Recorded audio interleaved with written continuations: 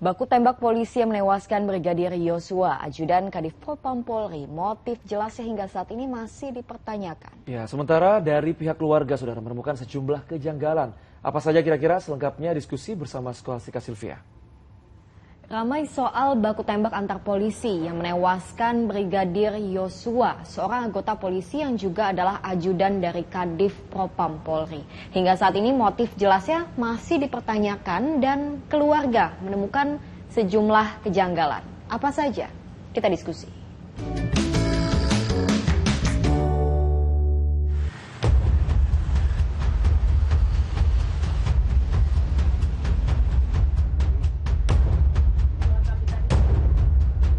Tanda tanya besar masih menyelimuti kasus baku tembak polisi yang melibatkan dua ajudan Kadif Propam Polri, Irjen Pol Verdi Sambo. Sebelum kita membahas duduk perkaranya, siapa saja mereka?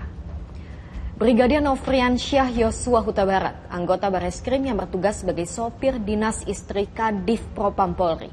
Selanjutnya disebut sebagai Brigadir J. Dan Baradae, anggota Brimob pengawal Kadif Propam. Keduanya adalah ajudan Kadif Propam, Kepala Divisi Profesi dan Pengamanan Kepolisian Negara Republik Indonesia, Irjen Pol Verdi Sambo. Irjen Pol Verdi Sambo pernah menangani sejumlah kasus besar, diantaranya bom bunuh diri di Sarina Tamrin tahun 2016, kasus kopi sianida di tahun yang sama, dan kebakaran Kejaksaan Agung di tahun 2020. Sang istri bernama Putri Verdi Sambo. Latar belakangnya menjadi sorotan karena terjadi di rumah dinas pejabat tinggi Polri. Kronologisnya sudah dirilis oleh Mabes Polri, namun hingga saat ini motifnya masih misteri. Brigadir J masuk ke kamar pribadi istri Verdi yang sedang beristirahat. Brigadir J melakukan tindak pelecehan dengan menodongkan senjata. Panik dengan teriakan korban, Brigadir J keluar dari kamar. Baradae yang tengah berada di lantai atas menghampiri dari tangga. Sempat bertanya apa yang terjadi, namun justru direspon dengan tembakan. Aksi baku tembak terjadi antar keduanya hingga menewaskan Brigadir J. Dalami sebab-sebab, motif, modus yang dilakukan ya. Tapi sepintas bahwa kasus itu ya juga akan didalami ya, sebab mengapa Brigadir J memasuki rumah ya, tentunya Baradae yang melakukan karena melakukan pembelaan. Meski sudah mendapat penjelasan dari pihak kepolisian, keluarga mengaku masih menemukan kejanggalan-kejanggalan terkait kematian Brigadir J. 10 hari Minggu, karena ada darah keluar dari tangan jari kelingking, keluar darah segar, kan bukalah semua pakaiannya, cuman celananya nggak kami buka sih. Yang kami buka baru bajunya sama kaos kakinya. Ternyata di sana ada luka-luka sama kalau di biru-biru memar gitu kan. Ada memar di bagian perutnya, terus di matanya ini ada kayak luka sayatan gitu kan sama di matanya.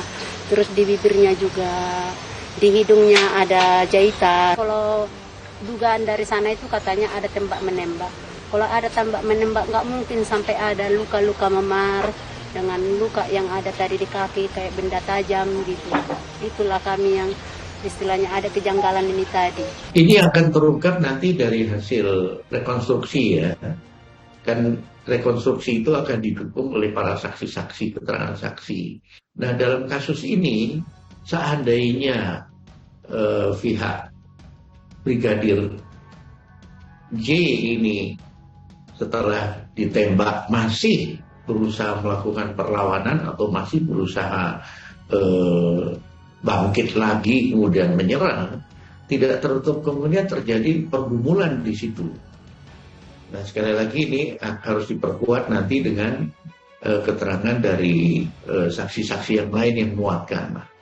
Nah ketika terjadi pergumulan di situ, bisa terjadi luka pukul, lebam, benda tumpul dan sebagainya di luar luka tembak. CCTV yang rusak di lokasi kejadian, apakah murni sebuah kebetulan?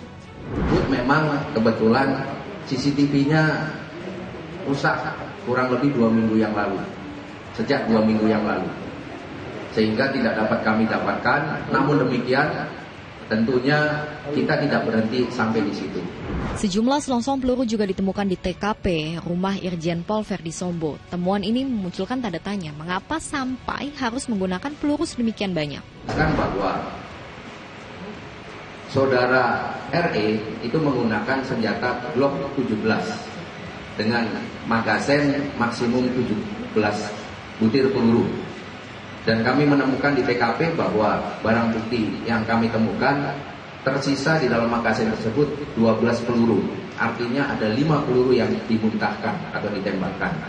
Sedangkan saudara J itu kami menemukan atau mendapatkan fakta bahwa yang bersangkutan menggunakan senjata jenis HS 16 peluru di magazennya. Dan kami menemukan tersisa 9 peluru yang ada di magazen. Artinya ada 7 peluru yang ditembakkan. Dan ini sesuai dengan apa yang kami temukan di TKP, bahwa di dinding kami menemukan ada 7 titik bekas tembakan yang ada di dinding tembok tersebut.